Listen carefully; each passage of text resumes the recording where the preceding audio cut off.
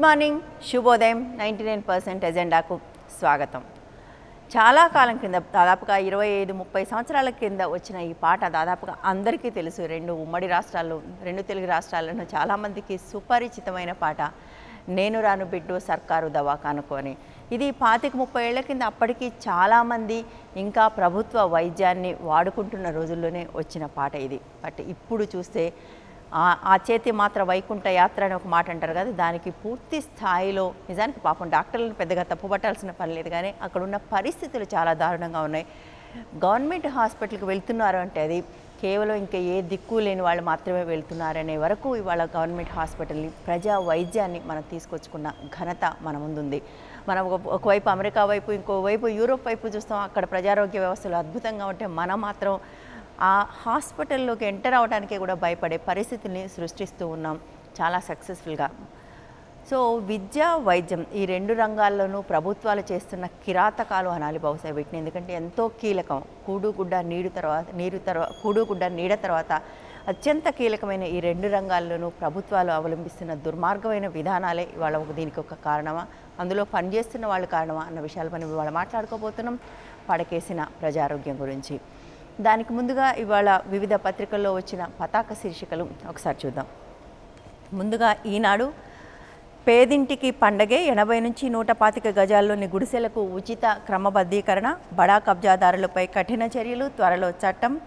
అఖిలపక్ష సమావేశంలో వెల్లడించిన ప్రభుత్వం.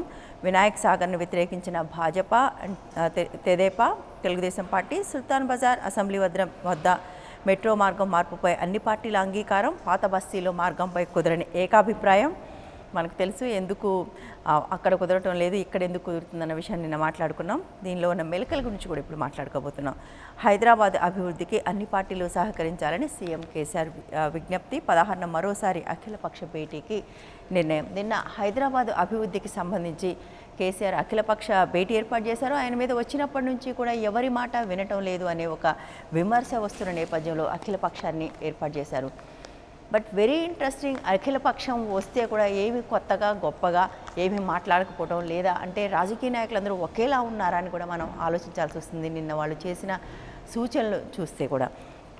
సో మొట్టమొదట 80 గజాల వరకు మాత్రమే గుడిసెలను పేదలు ఆక్రమించుకున్న ల్యాండ్స్ని క్రమబద్ధీకరణ చేయాలని ప్రభుత్వం ప్రతిపాదిస్తే అది 125 గజాల వరకు చేయాలనేది ఇతర ప్రతిపక్షాలు పట్టుబట్టి దాన్ని సాధించాయి. గుడ్, పేదలకు తప్పకుండా 125 గజాలు కాదు 200 గజాలైనా తప్పకుండా చేయాల్సిందే. బట్ ఎలా గుర్తిస్తారనేది ఉదాహరణకు చెప్పుకోవాలంటే, మనం బతుకమ్మ కుంట అని ఉంది, హైదరాబాద్ నడిబొడ్డున ఉంటుంది నల్లకుంట పక్కన. అక్కడ అనేక సంవత్సరాలు అనేక మంది పేదలు అక్కడ గుడిసెలు వేసుకుని ఉన్నారు. బట్ దాని మీద కన్నుబడిన రియల్ ఎస్టేట్ అధికారులు దాన్ని తగలబెట్టేశారు. ఇది ఎర్లీ 90స్లో చాలా పెద్ద సంచలనం. రియల్ ఎస్టేట్ మాఫియా హైదరాబాద్ని చుట్టుముడుతున్న రోజుల్లో చేసిన తొలి పనుల్లో ఒకటి. ఆ తర్వాత అనేక ఉద్యమాలు జరిగిన తర్వాత అక్కడ ఎవరైతే ఉన్నారో వాళ్ళకే దాన్ని మళ్ళీ కేటాయిస్తూ 60 గజాల నుంచి 125 గజాల దాకా ఇచ్చారు. అందులో ఇచ్చిన వాళ్ళ అర్హుల్లో చాలామంది నిజానికి అక్కడ వాళ్ళు కాదు, బయట వాళ్ళు. అదే అలా ఉంటే ఆ తర్వాత దాదాపుగా అందరూ 100కి 100% మంది నుంచి ఆ స్థలాన్ని తీసేసుకున్నారు బయట వాళ్ళు. 50,000కి ₹1,00,000 ఎక్కడి నుంచి తీసుకొని ఇప్పుడు వాటిని 50 లక్షలు 60 లక్షలకి అమ్ముతున్నారు. సో ఎవరైతే ఆ 125, అక్కడ హైయెస్ట్ ప్లాట్ ఈజ్ 125 యార్డ్స్, 125 గజాల లోపల ఉన్నవాళ్ళు ఈ కబ్జాదారులు ఉన్నారే, 50 లక్షలకి 60 లక్షలకి అమ్ముతున్న వాళ్ళు, కొనుక్కుంటున్న వాళ్ళు కూడా పేదలుగానే భావిస్తామా? మనం దీనికి ఇటువంటివి చేసినప్పుడు వాటికున్న చెక్స్ అండ్ బ్యాలెన్సెస్ ఏంటి మన దగ్గర అనేది కూడా మనం ఆలోచించాల్సిన అవసరం ఉంటుంది. అటువంటి వ్యవస్థలు కానీ క్రియేట్ చేయకపోతే ఎంత మంచి పథకమైనా కూడా పూర్తిగా అవినీతిమయం అయ్యే అవకాశం ఉంది. అవినీతి గురించి ఇంకో విషయం మాట్లాడుకోవాలి మనం ఇవాళ. నిన్న ప్రపంచ అవినీతి వ్యతిరేక దినోత్సవం. సో ఒక రకంగా మనం సంతోషపడదాం, అవినీతి అనేది కేవలం భారతదేశంలోనే మాత్రమే లేదు, ప్రపంచం అంతా ఉంది అని. బట్ ఇక్కడ మనం దురదృష్టం ఏంటంటే, నేను ఇవాళ అన్ని పత్రికలు చాలా శ్రద్ధగా చూశాను. ఎక్కడైనా ఎవరైనా తీవ్రమైన అవినీతికి పాల్పడుతున్న అవినీతి ఉద్యోగులు ఉన్నారు, ముఖ్యంగా ప్రభుత్వ ఉద్యోగులు. మనకు తెలిసి ఈ ఫోరం నుంచి కూడా మనకు 2-3 సార్లు వాళ్ళు ప్రామిస్ చేశారు, మేము అవినీతికి వ్యతిరేకంగా మేము కూడా మా వైపు నుంచి ఒక ప్రయత్నం చేస్తామని. ఒక్క ఉద్యోగ సంఘం కూడా, not a single employees organisation, government employees organisation కూడా అవినీతి వ్యతిరేక వారోత్సవ దినాన్ని జరుపుకోలేదు. అఫ్కోర్స్ అలా జరుపుకోవటం అంటే తాము అవినీతి చేస్తున్నట్టుగా ఒప్పుకోవటమే. But at the same time ఆ సమస్యను గుర్తించకుండా ఇంతింత జీతాలు తీసుకుంటూ ఇప్పుడు మళ్ళీ 60% ఫిట్మెంట్ అంటున్నారు ఇవాళ. ఇంతింత జీతాలు తీసుకుంటూ కూడా దాదాపుగా బడ్జెట్లో 25-30% కేవలం జీతాలకే, 1%గా ఉద్యోగులుగా ఉన్న ఉద్యోగులకి మాత్రమే జీతాలుగా వెళ్తున్నప్పటికీ వాళ్ళు తమ వైపు నుంచి లోపలి నుంచి అవినీతికి వ్యతిరేకంగా ఏ ప్రయత్నం ప్రారంభించలేదు. రాజకీయ నాయకులు అఫ్కోర్స్ అది అవకాశమే లేదనుకోండి, వాళ్ళు కూడా ఎవరు మాట్లాడలేదు. ప్రతి ఉత్సవాల్ని కూడా చాలా ఆర్భాటంగా జరుపుకునే వాళ్ళు అవినీతి విషయానికి వచ్చేప్పటికల్లా ఒక్కళ్ళు కూడా ఈ వారోత్సవాన్ని జరుపుకునే లేదు భారతదేశంలో. అది మన ముందున్న విషాదం. ఓకే, మళ్ళీ కమింగ్ బ్యాక్ టు నిన్న అఖిలపక్షంలో మరొకటి వినాయక సాగర్ని వ్యతిరేకించిన భారతీయ జనతా పార్టీ, తెలుగుదేశం పార్టీ ఎందుకు వ్యతిరేకించిందో మనకు అర్థం కాలేదు. కానీ Bharatiya Janata party obvious reasons అది కేవలం అది హిందూ మతానికి సంబంధించిన సెంటిమెంట్గా మాత్రమే చేస్తుంది. రైట్, వినాయక సాగర్ వద్దు, మరి ఏం చేద్దాం? వినాయక సాగర్ లేనప్పుడు విగ్రహాల ఎత్తు తగ్గించడం లేదా మట్టి విగ్రహాలే పెట్టడం, ఇటువంటి మంచి పనులైనా ఎందుకు ఎవరు వినాయక సాగర్ వద్దు సరే, ప్రత్యామ్నాయాలు ఏమిటి అనే విషయం ఎవరూ మాట్లాడకపోవడం అనేది విషాదం. అందరికీ తెలిసిందే ఇది. మనం మాత్రమే కాదు, గోవా లాంటి చోట్ల, మహారాష్ట్రలో కూడా జరుగుతున్న ఇప్పటికే ఉన్న విధానాలే అవి. మట్టి విగ్రహాలు చేయాలి, 3 అడుగుల కంటే ఎక్కువ ఉండకూడదు. ఇటువంటి ప్రయత్నాలు, ఇటువంటి సూచనలు కూడా ఎవరు చేయకపోవటం అనేది మన దురదృష్టం. అది అటువంటి రాజకీయ నాయకులే మనకందరికీ ఉన్నారు. ఇంకొకటి, సుల్తాన్ బజార్ అసెంబ్లీ వద్ద మెట్రో మార్గం మార్పుపై అన్ని పార్టీల అంగీకారం, పాత బస్తీలో మార్గంపై కుదరని ఏకాభిప్రాయం. సుల్తాన్ బజార్ చాలా సక్సెస్ఫుల్గా సుల్తాన్ బజార్ బడి చౌడీని విడగొట్టగలిగారు. అక్కడ బడి చౌడీని నాశనం చేసి సుల్తాన్ బజార్ మాత్రం వదిలేసి పక్క నుంచి వెళ్తున్నారు. నిన్ననే మనం మాట్లాడుకున్నాం ఇదే వేదిక నుంచి, రామచంద్రయ్య గారు చెప్తూ ఉన్నారు, 2 వర్గాలను విడగొట్టి విన్ అయ్యే ఒక పద్ధతిని ఇక్కడ చేశారు. సుల్తాన్ బజార్ బడి చౌడీ ఏకంగా ఒక స్ట్రెయిట్ లైన్, బట్ దాన్ని సగం వరకు నాశనం చేసి పక్కకు లైన్ వెళ్తుందట. ఇంకొకటి మాత్రం సుల్తాన్ బజార్ని మాత్రం కాపాడతారట. సో ఆ రకంగా అక్కడ చేశారు. పాత బస్తీ విషయానికి వచ్చేప్పటికల్లా, ఎందుకంటే అక్కడ పోతున్న మసీదులు కనుక అది వద్దంటున్నది ఎంఐఎం కనుక భారతీయ జనతా పార్టీ న్యాచురల్గా వద్దంటూ ఉంది. సో ఎంతసేపటికి తమ ప్రయోజనాలు, తమ పార్టీల ప్రయోజనాలే తప్ప నిజంగా ప్రజా ప్రయోజనాలు అనేది మాత్రం ఏ నిర్ణయాల్లోనూ కనిపించవు అనేది మనకు స్పష్టంగా కనిపిస్తుంది. ఇంత ఆర్భాటంగా జరిగిన అఖిల పక్షంలో కూడా ఏ పార్టీ కూడా సరైన ప్రత్యామ్నాయాల్ని ఇవ్వకపోవటం, అలాగే దేనికి సంబంధించి కూడా సరైన సూచనలు ఇవ్వకపోవటం అనేది మనకు చాలా విషాదకరమైన విషయం. సో మరొకసారి 16వ తారీఖు అఖిలపక్ష సమావేశం జరుగుతుందట. ఆ రోజు ఏం మాట్లాడతారో చూద్దాం. ఇకపోతే నేటి నుంచి ఆసరా 25 లక్షల మందికి పింఛన్ల పంపిణీ, 2 నెలలకు 215 కోట్ల మంజూరు, బడ్జెట్ కేటాయింపు 1906 కోట్లకు పెంపు. ఉన్న బడ్జెట్కే యాక్చువల్గా డబ్బులు లేవు మనకు, కానీ ఎట్లా పెంచుతారో తెలీదు. So what ever it is, వాటి నుంచి పెంచిన ఆసరా అంటున్నాం దాన్ని. గతంలో 200, 500గా ఉన్న దాన్ని ఇప్పుడు 1000 రూపాయలకు పెంచారు. దాన్ని ఈ రోజు నుంచే ప్రారంభిస్తారట. వెబ్సైట్లలో వ్యాఖ్యలకు అరెస్టులు దారుణం, సుప్రీంకోర్టు వ్యాఖ్య. ముఖ్యంగా అధికారాల్లో ఉన్నవాళ్ళు తమ మీద చేస్తున్న వ్యాఖ్యలు ఏవైనా ఉంటే, పొలిటికల్ కమెంట్స్కి వాళ్ళ మీద కక్ష సాధింపుగా వాళ్ళని అరెస్టులు చేయడం అనేది మనం చాలా తరచుగా చూస్తున్నాం. అటువంటి వార్తలను చాలా తరచుగా చూస్తున్నాం. సో వాటి మీద సుప్రీంకోర్టు నిన్న తీవ్రమైన వ్యాఖ్యలు చేసింది. అలా చేయటం తప్పు అని. అయితే ఈ సందర్భంగా ప్రభుత్వ న్యాయవాది కూడా మేము కూడా సమర్థించడం లేదు, అప్పుడప్పుడు జరుగుతున్నాయి కానీ ఇవి అరుదుగా మాత్రమే జరుగుతున్నాయని ఆయన చెప్పడం అనేది గమనార్హం. నిజానికి అది నిజం కాదు. ప్రభుత్వంలో అధికారంలో ఉన్నవాళ్ళు తమకు అనుకూలంగా లేరు, తమ పట్ల విమర్శలు వస్తున్నాయనుకున్నప్పుడు, ఎందుకంటే బక్క ప్రాణులు దొరుకుతారు ఫేస్బుక్లోను, ట్విట్టర్స్లోను. నిజంగా బయట చేస్తున్న రాజకీయ నాయకులు ఏమీ చేయలేరు, కానీ కేవలం అది ఆ విమర్శల్ని సైబర్ స్పేస్లో అంటే సోషల్ మీడియాలో చేశారన్న ఒకే ఒక్క కారణంతో అరెస్టులు చేయడం, దానికి 3 ఏళ్ల దాకా జైలు శిక్ష విధించడం అనేది చూస్తున్నాం. అట్ ద సేమ్ టైం మరొకటి, ఆడపిల్లల్ని అశ్లీలంగా చిత్రీకరించడం, అశ్లీలంగా చేయటం అన్న వాటి మీద జరుగుతున్న సైబర్ క్రైమ్స్లో మాత్రం వేస్తున్న శిక్షలు, జరుగుతున్న అరెస్టులు చాలా చాలా చాలా తక్కువ. సో ప్రయారిటీస్ ఎలా ఉన్నాయనేది మనం అర్థం చేసుకోవాలి. జూన్కి రాజధాని ప్రణాళిక సిద్ధం. ఇది ఇక్కడే ఉండి రూపొందించనున్న సింగపూర్ ప్రతినిధులు. రాజధాని చుట్టూ 3 వలయ రహదారులు. ఆంధ్రప్రదేశ్ పురపాలక శాఖ మంత్రి నారాయణ వెల్లడి. ఇది ఆంధ్రప్రదేశ్ రాజధానికి సంబంధించిన వార్త. వాళ్ళు ఇక్కడే సింగపూర్ నుంచి వచ్చిన ఎక్స్పర్ట్స్ ఇక్కడే ఉంటారట, ఇక్కడే ఉండి వాళ్ళు ఈ ప్రణాళికను సిద్ధం చేస్తారట వచ్చే జూన్ నాటికి. ఇది వార్త. రబీకి నీటిపై వివాదం. ఇప్పటికే కృష్ణా జలాలకు సంబంధించి ఉన్న కాసిన కృష్ణా జలాలకు సంబంధించి 2 జిల్లాలు కొట్టుకుంటున్న విషయం మన 2 రాష్ట్రాలు కొట్టుకుంటున్న విషయం మనకు తెలిసిందే. సో రబీకి నీటిని విడుదలకు సంబంధించి తెలంగాణ విడుదల చేయాలడిగితే ఆంధ్ర దాన్ని ఒప్పుకోవడానికి సిద్ధంగా లేను అని కృష్ణా యాజమాన్య బోర్డుకు రాసింది. బట్ ఇందులో మనకు చాలా స్పష్టంగా తెలిసిన విషయం ఏంటంటే శ్రీశైలం నుంచి నాగార్జున సాగర్ దాకా ఈ మధ్యలో ఇల్లీగల్గా డ్రా అవుతున్న వాటర్ కూడా చాలా ఉంది. దాన్ని ఆపే ప్రయత్నం ఎవరూ చేయటం లేదు. బట్ ఎవ్రీవన్ నోస్ ఎటువైపు డ్రా చేయడానికి అనుకూలంగా ఉంది, ఎవరు డ్రా చేస్తున్నారనే విషయం కూడా అందరికీ తెలిసిందే. సో దాని గురించి మాత్రం ఎవరు మాట్లాడటానికి సిద్ధంగా లేరు. ఉన్న కాసిన నీళ్ళని లీగల్గా వచ్చే నీళ్ళ విషయంలో మాత్రం కొట్లాడుకుంటున్నారు. విశాలాంధ్ర మొట్టమొదటి వార్త ఇది. ఆన్లైన్ టాక్సీ సేవలపై నిషేధం, అనుమతి లేని సంస్థలపైన వేటు, రాష్ట్రాలకు కేంద్రం ఆదేశం, క్యాబ్లో అత్యాచారం జాతికి సిగ్గు చేయటం అనే వ్యాఖ్య, ఉబెర్ ట్యాక్సీ సర్వీస్పై ఢిల్లీలో నిషేధం. మనం ఈ మధ్యకాలంలో చాలా వింటున్నాం పారిశ్రామిక విధానం, పారిశ్రామిక విధానాలు అంటే ఇండస్ట్రియల్ ఫ్రెండ్లీ విధానాలు, ఫారిన్ ఇన్వెస్ట్మెంట్ ఫ్రెండ్లీ విధానాలు, వీటి గురించి చాలా వింటున్నాం. అవి అంటే వాళ్ళను ఒక్క ప్రశ్న కూడా అడగకుండా మన పైగా తెలంగాణ ఇంకొక అడుగు ముందుకేసి సెల్ఫ్ సర్టిఫికేషన్ గురించి కూడా మాట్లాడింది. అంటే మీకు మీరు సర్టిఫికేట్ ఇచ్చేసుకుంటే చాలు, సో మీరు ఏదైనా చేయొచ్చు ఇక్కడ అని.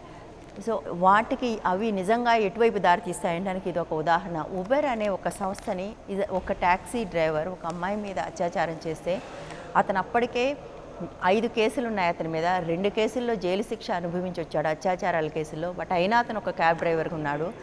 అయితే ఆ క్యాబ్ డ్రైవర్ని పట్టుకోవడానికి పోలీసులు ఎన్ని కష్టాలు పడ్డారని తెలుసుకుంటే నిజంగా దీనికి ఎంత హాస్యాస్పదంగా మారింది. ఇలాంటి దేశంలో మనం ఉన్నామని కూడా అనిపించక మానదు. ఉబర్ అనే కంపెనీకి ఒక ఆఫీస్ లేదు.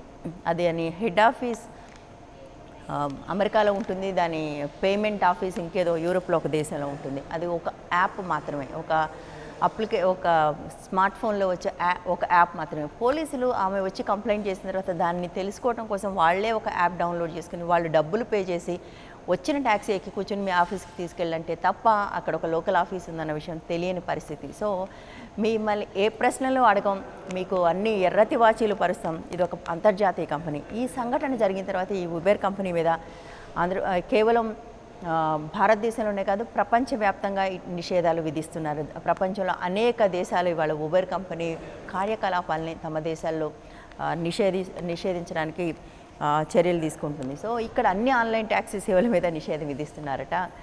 అది అంటే మనం ఏవైతే చెప్తూ ఉన్నామో, మనం చెప్తున్న మాటలకి ఏ ప్రశ్నలు అడగకుండా మీరు రండి మీరేం చేసినా మేము ఒప్పుకుంటామని చెప్పి మనం ఏవైతే చెప్తున్నామో వాటి పర్యవసానం ఇది. వాటి గురించి మాట్లాడకుండా కేవలం ఆన్లైన్ సేవల మీద మాత్రమే నిషేధం విధించడం వల్ల ఈ సమస్య మారుతుందా? రేపు మీరు చెప్తున్నారు మీ సెల్ఫ్ సర్టిఫికేషన్ మీద, ఇతను అన్ని కేసుల నుండి కూడా అతను ఒక నకిలీ సర్టిఫికేట్ తీసుకురాగలిగాడు తన కండక్ట్ గురించి. ఇంకా సెల్ఫ్ సర్టిఫికేషన్ గురించి మనం ఏం మాట్లాడతాం? అవి ఎవరైనా ఎలా తీసుకురాగలరనేది మనకు తెలుసు. అండ్ కంపెనీలు చాలా సొక్కంగా ఉంటాయి, వాళ్ళు తప్పు చేయరు, వాళ్ళు తప్పుడు సర్టిఫికెట్లు ఇవ్వరు అనడానికి మనకు ఎటువంటి ఆధారాలు లేదు. ఎన్ని చోట్ల అవకాశం ఉంటే అన్ని చోట్ల ఇస్తూ ఉన్న పరిస్థితి మనం చూసాం ఇప్పటివరకు.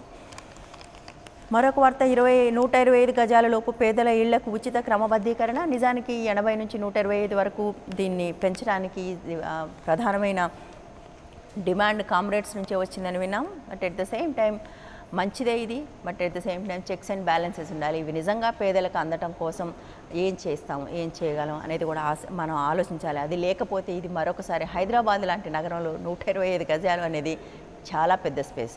సో అది పేదవాళ్ళకు కాకుండా ఇటువంటి ఒక అవకాశాన్ని వాడుకుని అనేక మంది దందాదారులు ఉంటారు, వాళ్ళందరి చేతికి పోకుండా చూసే బాధ్యత కూడా తీసుకుంటే బాగుంటుంది. పేదనే మిగిలేది వేదనే. ఇది ఒక ఆసక్తికరమైన సర్వే. ఇది credit Suisse global wealth data book అని దాని సర్వేకి సంబంధించిన వార్త. భారతదేశంలో ఉన్న సంపదలో మేజర్ భాగం దాదాపు 90% 10% మంది చేతిలో ఉంది. మిగిలిన వాళ్ళ దగ్గర ఉన్న సంపద చాలా తక్కువ. దాంతో పేదలుగానే మారిపోతున్నారు. ఒకవైపు భారతదేశం వర్టికల్గా పెరుగుతూ ఉంది, అంటే చాలా అద్భుతంగా ఉంది అని ఒకవైపు కనిపిస్తూ ఉంటే, ఎట్ ద సేమ్ టైం దాని వెనక ఉన్న చీకటి మాత్రం చాలా దారుణంగా ఉంది. అది మరింత గాఢంగా మారుతూ ఉంది రోజు రోజుకి. సో ఈ ఈ సిస్టమ్ని కరెక్ట్ చేయకుండా మనం భారతదేశం గొప్ప దేశం అని అనుకోవటం కేవలం హాస్యాస్పదమే. నోటీసులు అందాయి. పార్టీ ఫిరాయింపులకు సంబంధించి తెలంగాణ స్పీకర్ అన్ని పార్టీలకు కూడా నోటీసులు ఇచ్చారు. ఇప్పుడు కొత్తగా తీగల కృష్ణారెడ్డి, టి శ్రీనివాస్ యాదవ్, చల్లా ధర్మారెడ్డి ఈ ముగ్గురు తెలుగుదేశం పార్టీ నుంచి తెరాసలో చేరిన ముగ్గురికి కూడా నోటీసులు వచ్చాయి. మొత్తం దీంతో 7గురికి ఈ నోటీసులు అందాయి. ముఖ్యంగా శాసనసభ నుంచి వాకౌట్ చేసిన సమయంలో ఈ ముగ్గురు తమతో రాకపోవడంతో ఎప్పుడు కూడా పార్టీ ఫిరాయింపు అనేది విప్ జారీ చేసినప్పుడు మాత్రమే దానికి సంబంధించిన అంశం బయటకు వస్తుంది. అప్పటిదాకా దానికి ఎటువైపున్నా కూడా దానికి పెద్దగా విలువ ఉండదు. బట్ విప్ జారీ చేసినప్పుడు రాకపోతే అది ధిక్కారం కిందకు వస్తుంది కనుక ఇప్పుడు తప్పనిసరి ఇవ్వాల్సి వచ్చింది. ఏం చేస్తారన్నది చూడాల్సి ఉంటుంది. ఇప్పుడు మనం ఊరంతా షార్ట్ సర్క్యూట్ మొరపెట్టుకున్నా పట్టించుకొని అధికారులు. ఐ థింక్ భారతదేశంలో అతి చవకైనది ఏదైనా ఉంది అంటే అది మనుషుల ప్రాణాలు. ఊరంతా షార్ట్ సర్క్యూట్ అవుతూ ఉందని చాలా కాలంగా ఊరు నుంచి అనేక మంది సబ్స్టేషన్స్కి వెళ్తున్నారు, కంప్లైంట్ చేస్తున్నారు. బట్ అధికారులు పట్టించుకోలేదు. సెల్ ఫోన్ ఛార్జింగ్ చేస్తూ ఒక యువకుడు ప్రాణం పోగొట్టుకోవాల్సి వచ్చింది. ఒక చిన్న కారణం, పవర్ లైన్స్ ఏవైతే ఉన్నాయో వాటికి ఎర్తింగ్ పోయి ఉండొచ్చు, ఏదైనా జరిగి ఉండొచ్చు. షార్ట్ సర్క్యూట్ అవుతుంటే పట్టించుకోకపోవడం అనే ఒక్క కారణంతో, ఒక టెక్నికల్ రీజన్ తోటి ఒక అమాయకుడు అన్యాయంగా, ఒక యువకుడు అన్యాయంగా ప్రాణాలు పోగొట్టుకున్నాడు. అదే చెప్తున్నాను. ఈ దేశంలో అత్యంత చవకైనది ఏదైనా ఉంది అంటే అది మనుషుల ప్రాణం. దర్జాగా ఇసుక దందా, ఇది వరంగల్ జిల్లాలో జరుగుతున్న ఇసుక దందాకు సంబంధించి. వరంగల్ జిల్లాలో ఇసుక దందా బహుశా నగరానికి దగ్గరగా ఉండటం కారణం కావచ్చు, తెలియదు. కానీ గత 50-60 సంవత్సరాలుగా ఇసుక దందా నడుస్తూ ఉంది. దీంతోనే అన్ని వాగుల్లోనూ ఇసుక తీసేయటం వల్ల వాటర్ రిటెన్షన్ కెపాసిటీ అంటారు దాన్ని, నీళ్ళని నిలిపి ఉంచుకునే శక్తి పోగొట్టడంతో నీళ్లు ప్రవహించిపోతున్నాయి. దాంతో చుట్టుపక్కల ఉన్న బావుల్లో నీళ్లు తగ్గిపోతూ ఉన్నాయి. దాంతో బోర్లు ఫెయిల్ అవుతున్నాయి. సో అనేక సమస్యలు రైతులను చుట్టుముడుతూ ఉన్నాయి.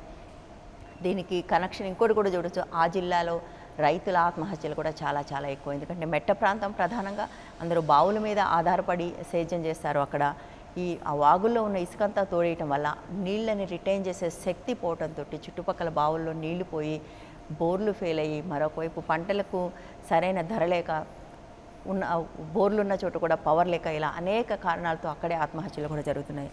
మనం సమస్యల్ని ఒక సమగ్రంగా చూడలేకపోవడం. ఇసుక దందా అంటే కేవలం ఇసుక విషయం మాత్రమే కాదు, ఇది మొత్తంగా చుట్టూ ఉన్న ఎకాలజీ మీద ఎటువంటి ప్రభావాన్ని వేస్తుంది అన్నది కూడా ప్రభుత్వం ఆలోచించినప్పుడే దానికి పరిష్కారం అనేది దొరుకుతుంది. దక్కన్ గ్రామీణ బ్యాంకులో భారీ చోరీ ఇప్పటికే మనం చూసాము. బ్యాంకులో డబ్బులు పెట్టుకున్న, బ్యాంక్ లాకర్లో నగలు పెట్టుకున్న చాలా సురక్షితం అని అందరూ అనుకుంటుంటారు. బట్ ఏం జరుగుతుంది, ఎంత తేలిగ్గా వీటిని చోరీ చేస్తున్నారు అనటానికి ఇది ఒక ఉదాహరణ. ఈ మధ్యకాలంలో మనం అనేకం చూసాం. అందులో మరొకటి ఇది. నమస్తే తెలంగాణ ఆసరా పథకం నేటి నుంచే అభివృద్ధిపై అఖిలపక్షం హర్షమట. నిజానికి చాలా విషయాల్లో, మిగిలిన పత్రికలో చాలా విషయాల్లో ఏకాభిప్రాయం కుదరకపోవటం వల్ల మళ్ళీ 16కి కూర్చోవాలని నిర్ణయం వచ్చింది. బట్ ఇక్కడ మాత్రం అన్ని నిర్ణయాలకు మద్దతు లభించినట్టుగానే రాశారు. దాంతోపాటుగా మెట్రోపై కుట్రలు సాగవు, తప్పుడు ప్రచారాలను తొక్కుకుంటూ వెళ్తున్నది అఖిలపక్ష భేటీలో సీఎం. హైదరాబాద్కు ప్రపంచవ్యాప్తంగా ప్రత్యేక గుర్తింపు ఉంది, మరో నగరంతో పోల్చాల్సిన అవసరం లేదు, హైదరాబాద్ లాగానే అభివృద్ధి చేద్దామంటూ నిన్న జరిగిన సమీక్ష సమావేశం ప్రధానంగా హైదరాబాద్ అభివృద్ధికి సంబంధించిన సమీక్ష. దాంట్లో ఒకటి మెట్రో అయితే మరొకటి వినాయక్ సాగర్, హుస్సేన్ సాగర్ ప్రక్షాళనకు సంబంధించి ఇప్పటికే దానికి సంబంధించిన వార్త చదివాం. ఇక్కడ ఒక ఆసక్తికరమైన వార్త ఇది. తాళిబొట్లు రాలుతున్నాయి, ఓరుగల్లు పల్లెల గుడుంబా గత్తర, పారాణి ఆరకుండానే వైధవ్యం, పురుషులు మిగలని వాడలు, పింఛన్ లిస్టులో యువ వితంతువులు. ఇక్కడ ఒక ఫోటో కూడా వేశారు. ఒక పర్టికులర్ ఊర్లో అనేక మంది యువ వితంతువులు ఉన్నారని, అందులో చాలామంది భర్తలు తాగటం వల్ల చనిపోయి, తాగుడు మితిమీరిన తాగుడు వల్ల చనిపోయారు, నాటుసారా తాగి చనిపోయారని వాళ్ళు చెప్తున్నారు. బట్ నాటుసారా మాత్రమే కాదు, కల్తీ కళ్ళు కూడా ఉంటుంది ఇందులో. ఎందుకంటే మనం కళ్ళుల్ని ప్రోత్సహిస్తున్నాం కాబట్టి ఆ విషయం మాట్లాడలేదు, కేవలం నాటుసారా గురించి ఇక్కడ మాట్లాడుతున్నాం. సో మందు తాగించి ప్రభుత్వాలని నడపాలనుకునే ప్రభుత్వాలు ఉన్నంతకాలం ఇటువంటి విషాదాలు కంటిన్యూ అవుతూనే ఉంటాయి. సో అనేక మంది ఆడపిల్లలు, ఎందరో ఆడపిల్లలకి కూడా పసిపిల్లలు, 2-3 పసిపిల్లలు భర్తలు చనిపోయారు. ఇప్పుడు వాళ్ళు పని చేసి ఆ పిల్లల్ని పోషించాలి, పెద్దవాళ్ళని చేయాలి. అట్లాంటి కుటుంబాలు, ఇది కేవలం ఒక ఓరుగల్లులో ఒక కుటుంబం కాదు, ఇటువంటి పల్లెలు మనకు 2 రాష్ట్రాల్లోనూ అనేక ఉన్నాయి. ముఖ్యంగా ఎక్కడైతే వెనకబడిన ప్రాంతాలు ఉన్నాయి. వీటన్నిటిలో కూడా ఇటువంటి పల్లెలు అనేక ఉన్నాయి. సో దీనికి ప్రత్యామ్నాయంగా మనం ఏం చేస్తామన్నది కూడా ఆలోచించాలి. అది కేవలం గుడుంబాన కల్తీ కళ్ళు మాత్రమే కాదు, నాటుసారా కల్తీ కళ్ళు అలాగే మరొక వైపు బెల్ట్ షాపుల పేర్లతోటి ఏరుల్లా పారుతున్న మద్యం. సో వీటన్నిటి వల్ల జరుగుతున్నాయి. మనం వీటన్నిటిని కూడా చూసినప్పుడు మాత్రమే ఏమైనా చేయగలం. ఏసీబీ కేసుల్లో 100కి 10 మంది పైనే చర్యలు, శిక్షలెక్కడా? ఇది ఇప్పుడే అనుకున్నాం మనం. నిన్ననే అవినీతి వ్యతిరేక దినోత్సవం జరిగింది. బట్ ఏసీబీ పట్టుకున్న కేసుల్లో కూడా శిక్షలు 10% మంది మీద కూడా పడటం లేదు. పడినా కూడా చాలా చిన్న చిన్న శిక్షలు. అవి మళ్ళీ వెనక్కి వచ్చేయచ్చు, మళ్ళీ తమ పాత పదవుల్లోకి వెళ్ళొచ్చు. ఎవరికీ భయం లేదు. సో ఎవరికీ భయం లేని ఒక వ్యవస్థలో అవినీతి గురించి మాట్లాడుకోవడం అనేది బహుశా హాస్యాస్పదం. సాక్షి ప్రత్యేక హోదాకు చిక్కులు. ఏపీ తెలంగాణతో పాటు చాలా రాష్ట్రాలు కోరుతున్నాయి. 2 రాష్ట్రాలకు పన్ను మినహాయింపు మాత్రం ఉంది.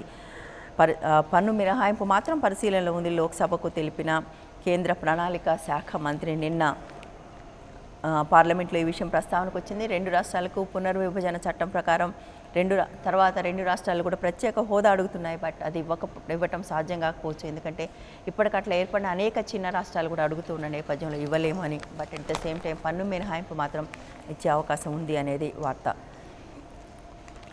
కబ్జాలపై కఠినం. ఇది నిన్న జరిగిన అఖిలపక్ష భేటీకి సంబంధించిన వార్త. అన్ని పార్టీలకు కూడా కబ్జా భూముల వివరాలు ఇస్తారట. నిన్న తర్వాత ఎర్రబెల్లి దయాకర్ రావు బయటకు వచ్చి అడుగుతున్నారు, ఈ వివరాలన్నీ మాకు ఇవ్వాలి అని. రాజకీయ నాయకులు చేతికి అవన్నీ ఎందుకు ఇవ్వాలి? ప్రభుత్వాలు పనిచేస్తే సరిపోదని కూడా నాకు చిన్న అనుమానం వచ్చిందనుకోండి. ఇకపోతే సింగపూర్ వెలుగులో చీకటి కోణాలు. ఇది చంద్రబాబు మాస్టర్ ప్లాన్. ఒప్పందంపై అనుమానాలు ఎన్నో. ఎవరైతే సింగపూర్ ప్రభుత్వమే దీన్ని డిజైన్ చేస్తుందని ఆంధ్రప్రదేశ్ సర్కార్ చెప్తుంది. బట్ ఎవరితో అయితే వీళ్ళు ఎంఓయూ కుదుర్చుకున్నారో, ఆంధ్రప్రదేశ్ ప్రభుత్వం ఎంఓయూ కుదుర్చుకున్న సంస్థ సింగపూర్ ప్రభుత్వ సంస్థ కాదు. అది సింగపూర్ ఇంటర్నేషనల్ ఎంటర్ప్రైజెస్ అనే ఒక సంస్థ మాత్రమే. దానికి సింగపూర్ ప్రభుత్వానికి ఏ సంబంధం లేదు అనేది ఈ వార్తా కథనం.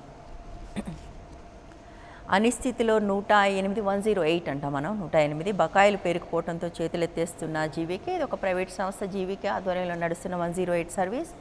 ఈ సర్వీస్లో బకాయిలు పెరగటం వల్ల చేతులెత్తేస్తున్నట్టుగా తాము సరిగా నడపడం లేదు అనేది వార్త. బట్ చాలాసార్లు ఇది మొదటిసారిగా చూసాం. ఈ బకాయిలన్నీ వస్తాయి ఏదో ఒక రోజు. బట్ అప్పటిదాకా నడపకుండా ఉన్న వాటికి మాత్రం కాంపన్సేషన్ ఉండదు. ఎందుకంటే డీజిల్కి డబ్బులు లేవు, బిల్స్ రాలేదు కాబట్టి మేము నడపమని చెప్తారు. బట్ బిల్స్ వచ్చినప్పుడు ఈ నడపని రోజులు కూడా బిల్స్ వస్తూ ఉంటాయి. అది మనం అర్థం చేసుకోవాలి. సో చాలాసార్లు అది ప్రభుత్వం కూడా ఈ విషయానికి సంబంధించి కొంత సీరియస్గా ఉంది. చిన్న చిన్న కారణాలు చూపించి మాత్రమే చేస్తున్నారు. బకాయిలు అనేది ఇష్యూ కాదు అనేది ప్రభుత్వం చెప్తుంది. కాలేజీలో వాట్సాప్లో ఒక అమ్మాయి ఫోటోని అప్లోడ్ చేయాలా వద్దా అనే విషయంలో 2 అబ్బాయిలు, దక్కన్ ఇంజనీరింగ్ కాలేజీలో జరిగింది ఈ సంఘటన. 2 అబ్బాయిల మధ్య వచ్చిన వివాదం ముతిరి అది ఒకరి మీద ఒకరు ఫిజికల్గా కత్తితో దాడి చేసుకునేదాకా వెళ్ళింది. సో యూత్ ఎంత దారి తప్పి ప్రవర్తిస్తుంది అనడానికి ఇది ఒక ఉదాహరణ. ఒక అమ్మాయి ఎవరో అమ్మాయి ఫోటో అప్లోడ్ చేయడం కోసం ఇద్దరు వివాదంలోకి రావటం ఏంటి, వాళ్ళు ఒకళ్ళని కొట్టుకోవటం ఏంటి, పొడుచుకునేదాకా రావటం ఏంటి అంటే ఇవాళ యూత్కి ఏ రకమైన డైరెక్షన్ లేకుండా ఉండటమే బహుశా ఈ సమాజంలో ఇంత వైలెన్స్ పెరగడానికి కూడా కారణమవుతుందని మనం అర్థం చేసుకోవాలి. మరొక వార్త, ప్రజల గుండెల్లో రాజన్నగా వైఎస్. మహబూబ్నగర్ జిల్లాలో పరామర్శ యాత్ర చేస్తున్న షర్మిల పర్యటన సందర్భంగా వార్త అది. ఆంధ్రజ్యోతి, పీఆర్సీకి వేళాయే, నేడు లేదా రేపు సమావేశం. ఉద్యోగ సంఘాలకి ఈసారి 63% ఫిట్మెంట్ ఇస్తారట. అగైన్ నా క్వశ్చన్ ఇదే, జీతాలు పెంచడం, హక్కులకు సంబంధించి ఇన్ని మాట్లాడతారు, మీ బాధ్యతల గురించి ఎందుకు మాట్లాడరు? ఇంత అవినీతిమయమైన వ్యవస్థని బాగు చేయడానికి మీ వైపు నుంచి మీరు ఎందుకు ఒక ప్రయత్నం ప్రారంభించరు అనేది మాత్రమే నా ప్రశ్న ఇక్కడ. పేదకు భరోసా, 125 గజాల దాకా ఉచితంగా క్రమబద్ధీకరణ. ఇది నిన్నటి అఖిలపక్ష సమావేశానికి సంబంధించిన వార్త. మరొకటి, స్మార్ట్గా వాటర్ గ్రిడ్, స్కోడాతో పర్యవేక్షణ. మనకు ఏదైనా ఆలోచన వస్తే మనకు వచ్చింది కాబట్టి అది గొప్ప ఆలోచన అనుకుంటున్నారనడానికి ఒక పెద్ద ఉదాహరణ వాటర్ గ్రిడ్. దాని మీద ఒక సర్వే జరగలేదు, ఒక నిపుణుల కమిటీ లేదు, దానికి సంబంధించి ఇలా ఉండాలి, ఇది అవసరమని చెప్పిన ఒక నివేదిక లేదు. బట్ స్టిల్ వాటర్ గ్రిడ్ని వేయాలని దానికి ముందుకు వెళ్ళటం కోసం ప్రభుత్వం ముందుకు వెళ్తూనే ఉంది.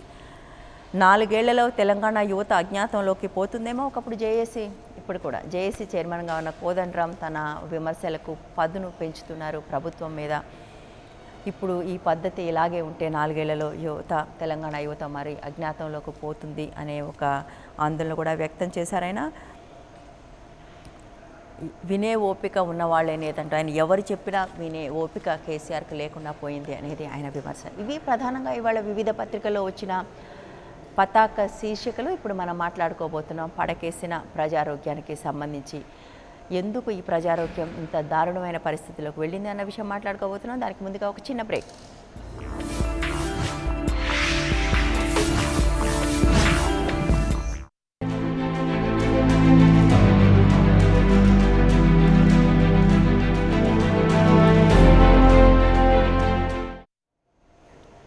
Welcome back. ఈరోజు మనం ఎజెండాలో ప్రత్యేకాంశంగా మాట్లాడుకుంటున్నాం పడకేసిన ప్రజారోగ్యం గురించి.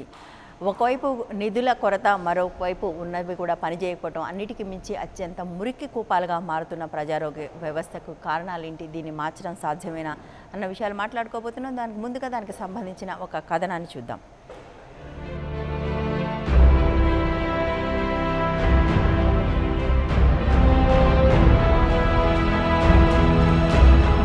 హైదరాబాద్ నగరంలో ఉన్న ప్రభుత్వ ఆసుపత్రుల పరిస్థితి దయనీయంగా మారింది. వివిధ ప్రాంతాల నుంచి పెద్ద ఎత్తున ప్రజలు చికిత్స నిమిత్తం హైదరాబాద్ మహానగరానికి చేరుకుంటారు. నగరంలో ఉన్న గాంధీ, ఉస్మానియా, నీలోఫర్, సుల్తాన్ బజార్లోని ప్రసూతి ఆసుపత్రులు నిత్యం వేలాది మంది రోగులతో కిటకిటలాడుతుంటాయి. అయితే ఇక్కడికి వచ్చే రోగులు మాత్రం నరకం అనుభవిస్తున్నారు. కనీసం పడుకోవడానికి బెడ్షీట్లు, కప్పుకోవడానికి దుప్పట్లు లేక ఆసుపత్రులకు వచ్చే పేషెంట్లు నానా అవస్థలు పడుతున్నారు. అయితే కొన్ని ఆసుపత్రుల్లో బెడ్షీట్లు ఉన్నా ఇచ్చేవారు ఉండడం లేదు. ఒకవేళ రోగులు అడిగినా కసురుకునేవారే ఎక్కువ. ప్రభుత్వ ఆసుపత్రిలో అన్నీ ఉన్నాయంటున్న అధికారులకు మాత్రం ఈ లోపాలు కనిపించడం లేదు. దీంతో రోగులు తమ అవసరాల కోసం ఇంటి నుంచే తెచ్చుకోవాల్సిన పరిస్థితి ఏర్పడింది. ఇక ప్రభుత్వ ప్రసూతి ఆసుపత్రిలో పరిస్థితి మరింత దయనీయంగా ఉంది. గర్భిణీలు, బాలింతలు ఈ ఆసుపత్రిలో ఎక్కువగా ఉంటారు. వారు నిత్యం వాడే బెడ్షీట్లు శుభ్రంగా ఉండాలి, లేకపోతే ఇన్ఫెక్షన్ సోకి ఇతర సమస్యలు ఎదుర్కొనే ప్రమాదం ఉంది. ముఖ్యంగా రోజులు కూడా నిండని శిశువులు వీటి కారణంగా మరణిస్తున్నారు. ఇప్పుడు మాది గవర్నమెంట్ హాస్పిటల్, మా బెడ్ స్ట్రెంత్ 500, కానీ ఎప్పుడు చూసినా 500 కంటే ఎక్కువే ఉంటారు. అట్లాంటి పరిస్థితుల్లో, తప్పని పరిస్థితుల్లో ఒక్కొక్కసారి వాళ్ళకి ఫ్లోర్ బెడ్స్ కాకుండా మంచం మీద అడ్జస్ట్ చేసేటట్టు మా ప్రయత్నం మేము చేస్తున్నాం. మా బీద వాళ్ళతో కూడా ఆడొద్దు, ఎవరితో ఆడొద్దు. ప్రభుత్వానికి మేము ఎందుకున్న ప్రభుత్వము అందరు కలిసి మీరు ఏమైనా చేయగలిగితే చేయండి. కానీ ఇలాంటి బీద వాళ్ళని బాధ పెట్టడము చాలా దీనస్థితి. ఇది చూడండి ఎలా ఉంది. మొత్తం కుక్కలు, ఇక్కడ ఉన్న మొత్తం చెత్త చెదారము చూడండి చాలా ఉంది చుట్టుపక్కల. ఉస్మానియా ఆసుపత్రి పరిస్థితి కాదు, చాలా అన్ని గవర్నమెంట్ ఆసుపత్రుల్లో ఇదే పరిస్థితి ఉంది. మేము అలా చేస్తాము, ఇలా చేస్తామంటే ఏం చేశారండి? చెయ్యాలి బీద వాళ్ళు. హైదరాబాద్లోని అన్ని ఆసుపత్రులలో రోగులకు పడకల కొరత తీవ్రంగా ఉంది. ఒక్క నీలోఫర్ ఆసుపత్రిలో 500 పడకలు ఉండగా రోగులు మాత్రం వేల సంఖ్యలో ఉంటున్నారు. ఇక సుల్తాన్ బజార్ ప్రసూతి ఆసుపత్రిలోనూ ఇదే పరిస్థితి. ఇలా ప్రతి ఆసుపత్రి ఏదో ఒక సమస్యతో ఉంటూ రోగులకు నరకం చూపిస్తున్నాయి. దుప్పట్లు అందుబాటులో ఉన్నాయండి, గవర్నమెంట్ సప్లై చేస్తుంది. అండ్ వాళ్ళకు ఫుడ్, దుప్పట్లు, ప్రెగ్నెన్సీకి సపరేట్ ఫుడ్ ఉంటుంది, ప్రోటీన్, హై ప్రోటీన్ డైట్, అదంతా సప్లై చేస్తున్నారు. ఈవెన్ అటెండెంట్స్ కూడా ఈ రామకృష్ణ వాళ్ళు, సోషల్ వర్కర్ వాళ్ళు, ఈవెన్ అటెండెంట్స్ కూడా మధ్యాహ్నం వచ్చి సప్లై చేస్తారు. వాళ్ళు చలికాలం కదా, అసలు లోపల బెడ్స్ లేవు. అడ్మిట్ చేసుకున్నారు కానీ లోపల బెడ్స్ లేవు అని దుప్పటి కప్పుకొని దుప్పటి లేవు. బయటనే పడుకోబెట్టాము. ఇలా చూడండి, ఇంకా లోపల ఉన్న బెడ్స్ ఖాళీ అయితే లోపల పడుకోబెడతాను అని చెప్పారు. ఇప్పటివరకు ఏం లేదు. ఇంకా మేము కూడా వీటిలో చలికి బయట పడుకున్నాము. తెలంగాణ వ్యాప్తంగా అన్ని ఆసుపత్రులకు వేల కోట్ల రూపాయలను బడ్జెట్ కేటాయించామన్న ప్రభుత్వానికి రాష్ట్ర రాజధానిలోని ఆసుపత్రుల పరిస్థితి కనబడకపోవడం దారుణం.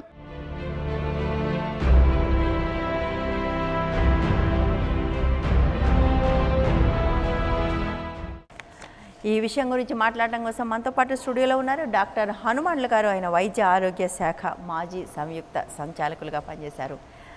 జాయింట్ డైరెక్టర్ అంటారు, సంయుక్త సంచాలకులు అంటే. వెల్కమ్ టు ద షో అండి.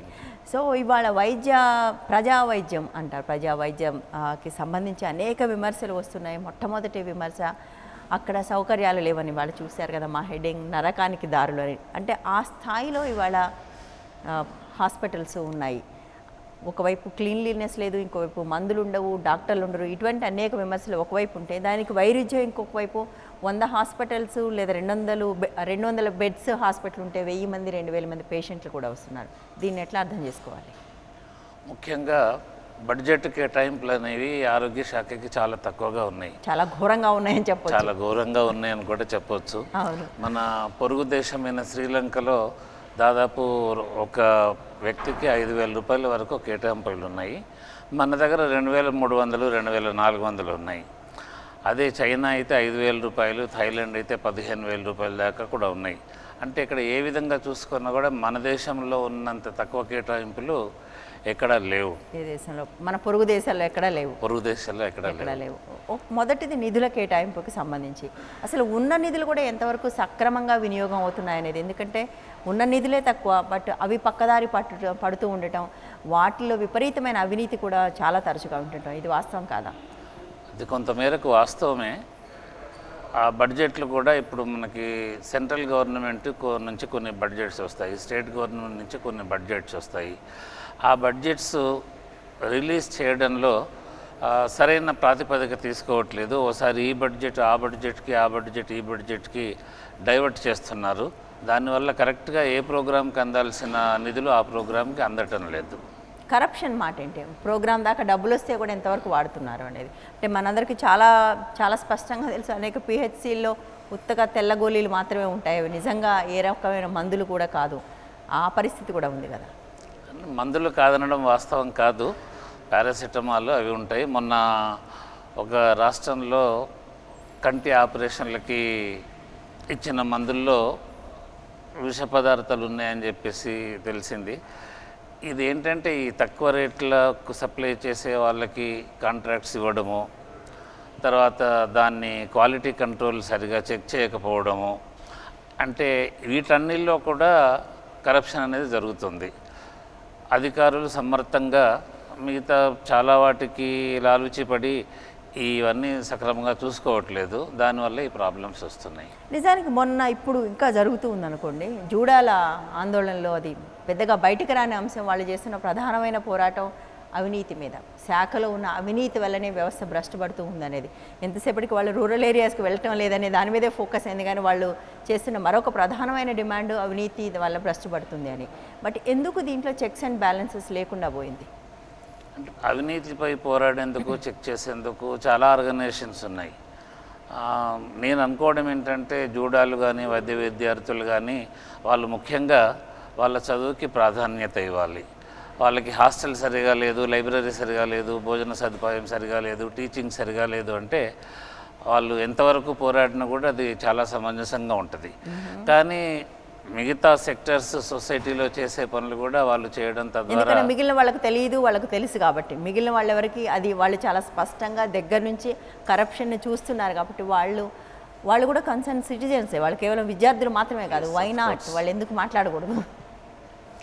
కానీ ప్రధానంగా ప్రాథమికంగా వాళ్ళు నేర్చుకోవాల్సింది చాలా ఉంటుంది. ఇది సెకండరీగా తీసుకోవాలి, కానీ మొత్తం అన్నీ మానేసి అవినీతి పైన ఇంకా అక్కడ అడ్మినిస్ట్రేషన్ పైన పోరాడతాం అనేది సమంజసం కాదు. సిటిజన్గా తన పనులు తను చేసుకుని వీటికి పోరాడంలో అర్థం ఉంటుంది. సమ్మె సరైందా కాదనేది పక్కన పెడదాం, కానీ అక్కడ వచ్చిన డిమాండ్ అయితే అది వాస్తవా కాదనేది.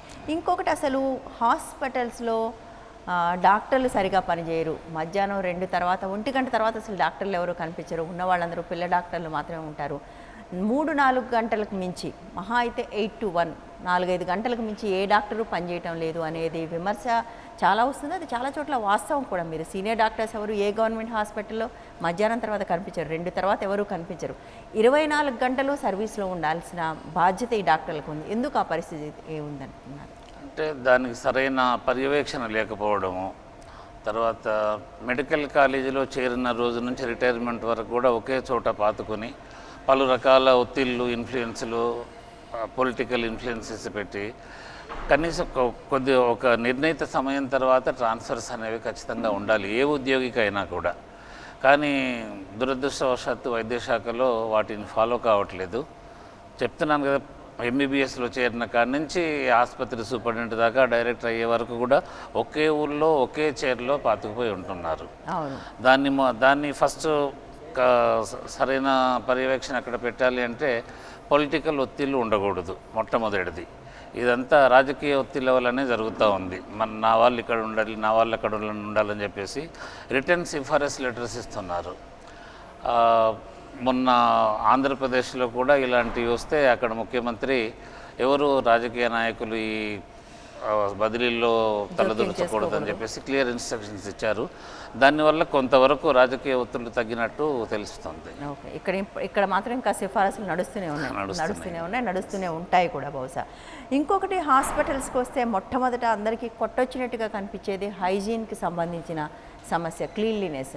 అది ఏ స్థాయిలో ఉందంటే మెటర్నిటీ హాస్పిటల్స్లో బాత్రూమ్స్ లేకపోతే ఒక నిండు గర్భిణి, డెలివరీకి వచ్చిన గర్భిణి బహిర్భూమి కోసం బయటకు వెళ్తే ఆమె మీద రేపు అటెంప్ట్ కూడా జరిగింది. ఆ స్థాయిలో అంటే అంత దారుణమైన స్థితిలో ఎందుకున్నాయి హాస్పిటల్స్? అంటే ఇప్పుడు సెక్యూరిటీ అండ్ శానిటేషన్ రెండు కూడా ప్రైవేటు కాంట్రాక్టర్స్కి ఇచ్చేశారు. గవర్నమెంట్ పాలసీలో ఎవరు తక్కువ కోట్ చేస్తే వాళ్ళకి ఇస్తారు. సో అది కాకుండా క్వాలిటీ అనేది చూడకుండా, వాళ్ళపైన సరైన పర్యవేక్షణ చేయకుండా చాలా వాటికి కాంప్రమైజ్ అయ్యి సరిపెట్టుకోవాల్సిన పరిస్థితి వస్తుంది. మళ్ళీ వాస్తవం చెప్పాలంటే ఆ పరిస్థితికి కూడా రాజకీయ ఒత్తిళ్ళు, రాజకీయ ఇంటర్ఫియరెన్సే కారణమవుతుంది. వాళ్ళకి అవసరమైన వాళ్ళకి కాంట్రాక్ట్లు ఇవ్వండి. వాళ్ళపైన ఏమీ చేయలేము, వాళ్ళు ఏది చేసినా కూడా చూసి చూడనట్టు పోవాల్సిందే. కానీ ఎందుకు చేయలేము? ప్రైవేట్ కంపెనీలు ఎంతసేపటికి ప్రభుత్వం అయితే సరిగా పనిచేయదు, ప్రైవేట్ వాళ్ళైతే అద్భుతంగా పనిచేస్తారని రోజు చెప్తుంటారు కదా. మరి అదే ప్రైవేట్ వాళ్ళకి శానిటేషన్ బాధ్యతలు ఉన్నప్పుడు ఆ పని జరగకపోతే ఎందుకు జరగటం లేదని ప్రశ్నించే హక్కు కూడా ఎవరికి లేదంటారు? అక్కడ ప్రశ్నించాల్సింది సంబంధిత అధికారులు. కానీ అధికారులే లాలూచి పడి ఉంటారు. వాళ్ళకి అక్కడ ఉండాలన్న ఇది ఉంటుంది, ట్రాన్స్ఫర్స్ లేవు. సో ఒక్కో స్టేజ్లో రాజకీయ నాయకులకి మింగుడు పడని విషయాలు ఏదైనా ప్రపోజ్ చేస్తే నీకు ఇక్కడ ఉండాలని ఉందా లేదా అని కూడా డైరెక్ట్గా అడిగిన సందర్భాలు ఉన్నాయి. బహుశా మీరు అలాంటివి చూసినట్టున్నారు చాలా. ఇంకొకటి అగైన్ మళ్ళీ అధికారులు, ఒకటి రాజకీయ ఒత్తిళ్ళు, ఇంకోటి అధికారుల అవినీతి. మనకు తెలుసు ఇవాళ శానిటేషన్ వర్కర్స్ ఉన్నారు, 100 మందికి కాంట్రాక్ట్ ఇస్తే నిజానికి ఫీల్డ్లో 25-30 మంది మాత్రమే ఉంటారు. మిగిలిన 50-60 మంది జీతాలు అధికారులు, ఆ కంపెనీ ఎవరైతే బ్రోకర్స్ ఉన్నారో వాళ్ళు కలిసి పంచుకోవటం అనేది దాదాపుగా అన్ని చోట్ల అవుట్సోర్సింగ్ జరుగుతున్న అన్ని చోట్ల కూడా మనం ఈ పరిస్థితి చూస్తున్నాం. అది కారణం కాదంటారా? వాస్తవమే, అది కూడా వాస్తవమే. అన్ని చోట్ల జరగకపోవచ్చు, కానీ చాలా చోట్ల మాత్రం జరుగుతుంది. ఓకే, అంటే అన్ని హాస్పిటల్స్లోనే ఇదే క్లీన్లీనెస్ ఇష్యూస్ ఉన్నాయి అంటే అర్థం ఏంటి? అన్ని చోట్ల జరుగుతుందని కాదంటారా? Okay, right. ఓకే, మీరు సంస్థ లోపల నుంచి వచ్చారు, మీరు ఇబ్బంది పడుతున్నారు అందులో జరుగుతున్న అక్రమాలని అంగీకరించడానికి, ఐ అండర్స్టాండ్. బట్ ఈ పరిస్థితిని మార్చడానికి ఏం చేయాలి? ఏం చేస్తే బాగుంటుంది? మీరు జాయింట్ డైరెక్టర్గా కూడా పనిచేశారు, మీరు సిస్టమ్ని కింద నుంచి పైదాకా చూశారు. దీన్ని బాగు చేయాలంటే ఏం చేయాలి? ఇప్పుడు పాలసీస్ చాలా క్లియర్గా ఉన్నాయి.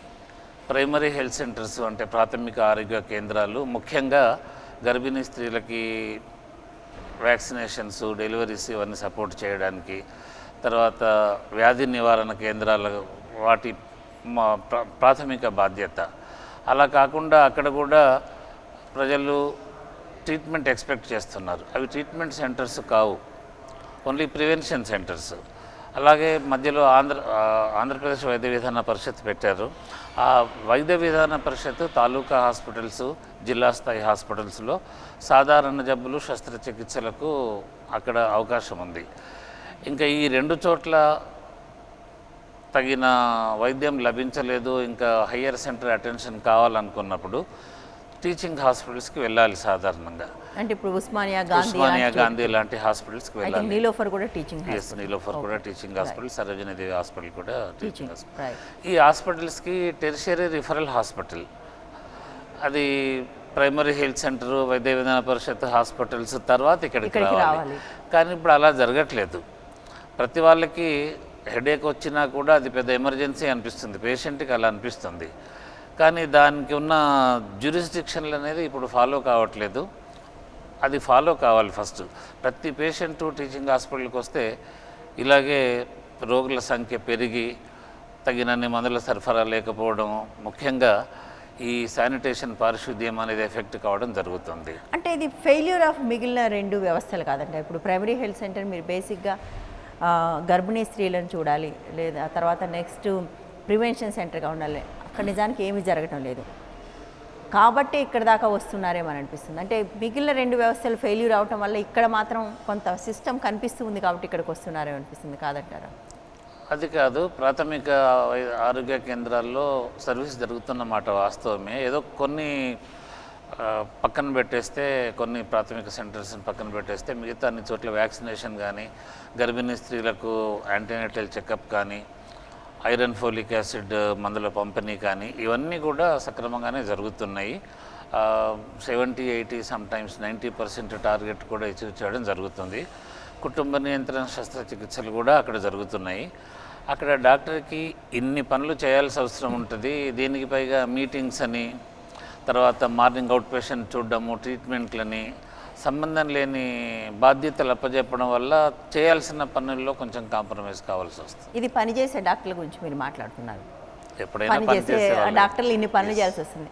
బట్ చాలా పిహెచ్సిలకు వారానికి ఒక రోజు కూడా డాక్టర్లు వెళ్ళని పరిస్థితి ఉందా లేదా? వాస్తవం, ఒప్పుకుంటాను. సో కాబట్టి ఆ ఫెయిల్యూరే ఇక్కడికి వస్తుంది. సార్, ఒక పిహెచ్సికి ఏమి ఉండాలి, దానికి అక్కడ ఉండాల్సిన సౌకర్యాలు ఏంటి, ఉండాల్సిన డాక్టర్లు ఎవరు చెప్పగలరా? చాలా చోట్ల ఒక్కో డాక్టరు 2 పిహెచ్సిల్ని 3 పిహెచ్సిల్ని కూడా చూస్తున్నారు. బట్ నిజానికి ఒక జనరల్ ఫిజిషియన్ ఉండాలి, ఒక గైనకాలజిస్ట్, 2 ఉండాలి ప్రతి చోట.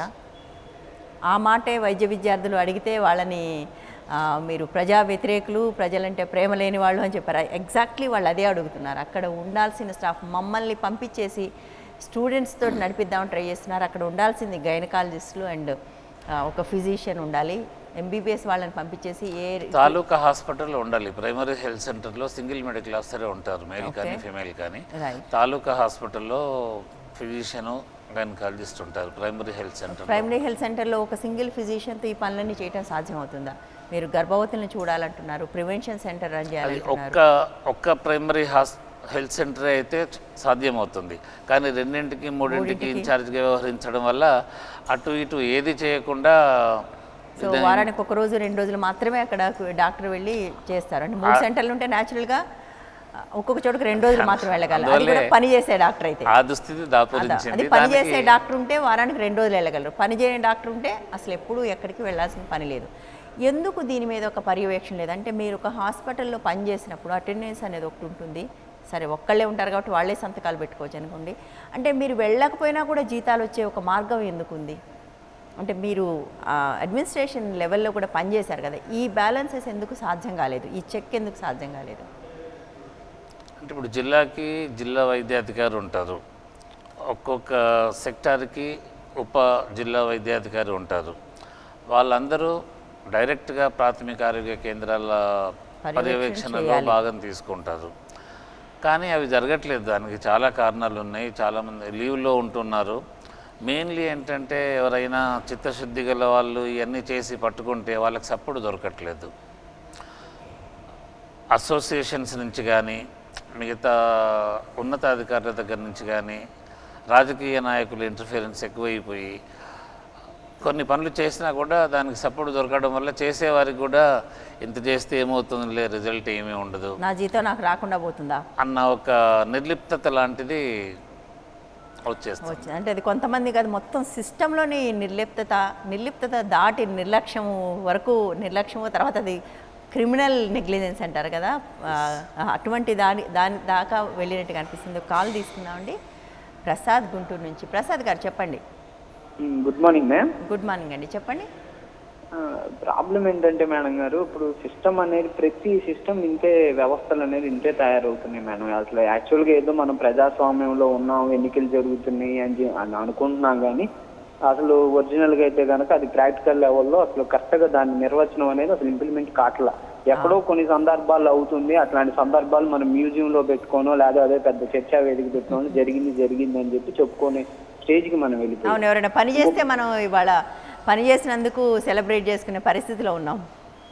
అది పోనీ అట్లా చేసిన వాళ్ళు కూడా మనం అప్రిషియేట్ చేయాలి. అవును. అది ఇంకొకటి ఏంటంటే కనుక ప్రభుత్వ ఆసుపత్రుల్లో కానీ బయట మా పనిచేసిన అక్కడ శానిటేషన్ చేసే సిబ్బందికి కానీ కనీస వేతనాలు అనేది జరగట్ల.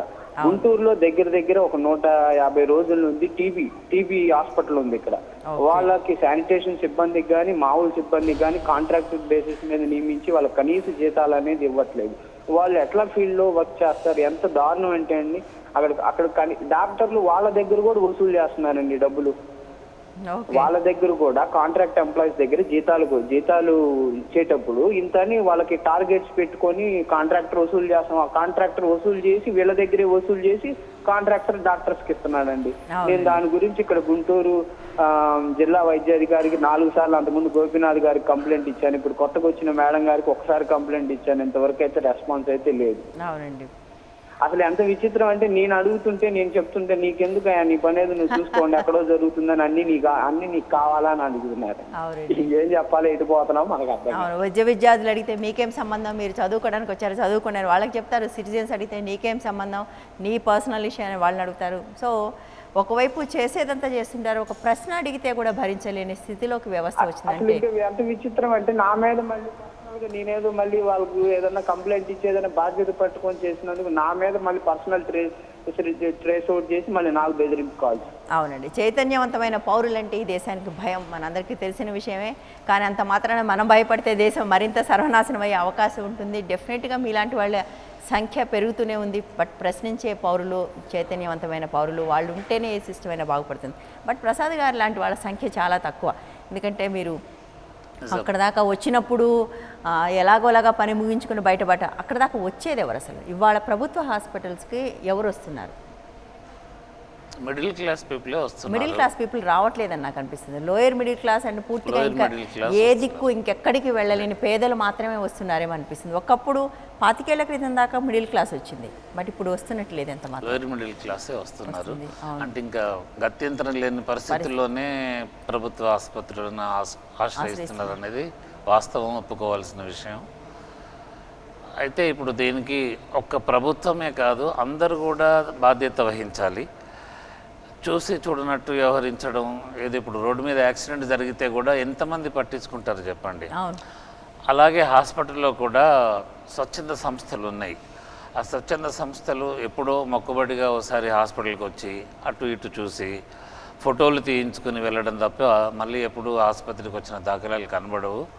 ఒకవేళ వాళ్ళు వస్తే కూడా వాళ్ళకు సంబంధించిన వాళ్ళని ఎవరినో తీసుకొచ్చి మా వాళ్ళని బాగా చూడండి అని సొంత పనులు చేయించుకునే పరిస్థితి ఉంది. కానీ ఆసుపత్రి గురించి ఆలోచించే పరిస్థితులు, ఆసుపత్రికి వాళ్ళు చేసే సేవలు చాలా తక్కువగా కనబడ్డాయి. ఇది నాకు కొత్త విషయం. స్వచ్ఛంద సంస్థలకు ఆసుపత్రులకు సంబంధం ఏంటి? ఇది నాకు కొంచెం డీటెయిల్గా చెప్తారా? అంటే ఇప్పుడు పేషెంట్కి వీల్ చైర్స్ ఇచ్చే వాళ్ళు ఉంటారు, అలాగే దుప్పట్ల పంపిణీ చేసే వాళ్ళు ఉంటారు, కొందరు పేషెంట్ అటెండెంట్స్కి భోజనం ఏర్పాట్లు కూడా చేస్తున్నారు. ఓకే, దీనికి ఏమి ప్రభుత్వం నుంచి వాళ్ళకేమి చెల్లింపు? ప్రభుత్వం నుంచి వాళ్ళకి ఏమి, వాళ్ళు మాత్రం వస్తారు. పారిశుద్ధ్య వర్కర్స్ని కూడా అప్పుడప్పుడు స్వచ్ఛంద సంస్థల వాళ్ళు ఏర్పాటు చేస్తుంటారు. కస్తూరి మహబూబాబాద్ నుంచి అండి. గుడ్ మార్నింగ్ అండి కస్తూరి గారు. హలో చెప్పండి. మీరు టీవీ కట్టేసి మాట్లాడండి ప్లీజ్. ఓకే కస్తూరి గారు, మీరు టీవీ సౌండ్ తీసేసి మాట్లాడండి ప్లీజ్. నేను బయటకు వచ్చానండి, బయటకు వచ్చి మాట్లాడుతున్నాను. చెప్పండి చెప్పండి కస్తూరి. హలో మేడం, చెప్పండి. అది ప్రభుత్వ ఆసుపత్రుల గురించి మనం ఎంత మాట్లాడుకుంటే అంత తక్కువ అనిపిస్తుంది, కానీ మాట్లాడకపోతే ఇంకా ఎంత కాదు ఘోరంగా ఇంకా దిగజారిపోయే అవకాశం ఉందండి. ఈ రోజున మీరు ప్రభుత్వ ఆసుపత్రుల గురించి చూస్తే దాంట్లో వర్క్ చేసే డాక్టర్స్ అందరు కూడా they are having their own private practice in the surroundings of the hospital only. ఆ చుట్టుపక్కలే వాళ్ళ ప్రైవేట్ ప్రాక్టీస్ ఉంటుంది, పెద్ద క్లినిక్లు కడతారు. ఈ సంవత్సరం అతనికి ఒక అంతస్తు ఉంది, 2-3 సంవత్సరాల్లో ఒక్కొక్క సంవత్సరం ఒక్కొక్క అంతస్తు పెరిగిపోతూ ఉంటుంది. వాళ్ళు ఎంత అన్యాయం అంటేనండి, వాళ్ళు అందులో వర్క్ చేస్తూ ఉంటారు, ఒక్క పేషెంట్ ని పట్టించుకోరండి. All the time they are bothered about when to come to their clinic and when to look see their patients in the private practice వాళ్ళ క్లినిక్ లో అండి. అసలు డాక్టర్స్ కానివ్వండి, ఆ గవర్నమెంట్ హాస్పిటల్లో వర్క్ చేస్తున్న ఏ ఒక్క సిబ్బందికి కూడా నిబద్ధత కానీ నిజాయితీ కానీ, అరే నేను ఇక్కడ పేదవాళ్ళ జీవితాలు ప్రాణాలు రక్షించడానికి నేను ఉన్నాను, నేను వర్క్ చేయాలని ఎవ్వరికీ లేదండి ఇక్కడ. కస్తూరి గారు, వాళ్ళు కేవలం పేదవాళ్ళ కోసమే లేదు, మొత్తం ప్రజలందరి కోసం ఉన్నారు. మిగిలిన ప్రజలందరూ వాళ్ళకి భయపడే అటువైపు వెళ్ళకపోతే కేవలం పేదలు అక్కడికి వెళ్తున్నారు. వాళ్ళందరూ యాక్చువల్గా ప్రజారోగ్యం అనేది మీకోసం నా కోసం కూడా ఉంది. మనం భయపడే అటువైపు వెళ్ళట్లేదు కాబట్టి పేదలకు దిక్కులేక అక్కడికి వెళ్తున్నారు. సో వాళ్ళ పట్ల నిర్లక్ష్యం. ఇప్పుడు నాలాంటి వాళ్ళు I'm not going there because I can't go, I can't even wait there for few minutes also. I'm terrified to go there madam. అక్కడ ఉన్న పరిస్థితులు అక్కడ చూసి నాకు ఉరికి వచ్చేస్తుంది అక్కడికి వెళ్ళాలంటే. నేను you and me like people like me I'm not going there and they are exploiting the poor people like anything madam. Hospitals లో నాకైతే ఎంత బాధ కలుగుతుందంటే, being gazetted officer, being responsible person in the society, I'm helpless, I can't do anything. And ఇంకొక విషయం కూడా అండి, నిజానికి ఇప్పుడు ఇది మొన్న కస్తూరి గారు, I think your concern citizen, government employee కూడా, ఆంధ్రప్రదేశ్లో ప్రభుత్వ ఉద్యోగులకి స్క్రీనింగ్స్ ప్రభుత్వ హాస్పిటల్లోనే చేయాలి అనే ఒక నిర్ణయం చేస్తే అక్కడ ప్రభుత్వం దాన్ని అక్కడ ఉద్యోగులందరూ వ్యతిరేకించారు వాళ్ళు వెళ్ళమని. అంటే వాళ్ళ ప్రభుత్వ ఉద్యోగులు తమ సంస్థల్లో, మీరే చూడండి, మీరు degree college lecturer, I don't know మీ పిల్లలు మీ కాలేజీకి వచ్చారో లేదో నాకు తెలియదు. అట్లాగే చాలామంది వాళ్ళ డాక్టర్లు వాళ్ళ ఇంట్లో అవసరమైతే ఆ హాస్పిటల్కి రారు, స్కూల్ టీచర్లు పిల్లలు ఆ స్కూళ్ళకి వెళ్ళరు. సో అన్ని వైపుల నుంచి ఎవరికి వారు ఏ పని చేయకపోవటం అనేది ఇక్కడ విషాదం కాదా? అదండి.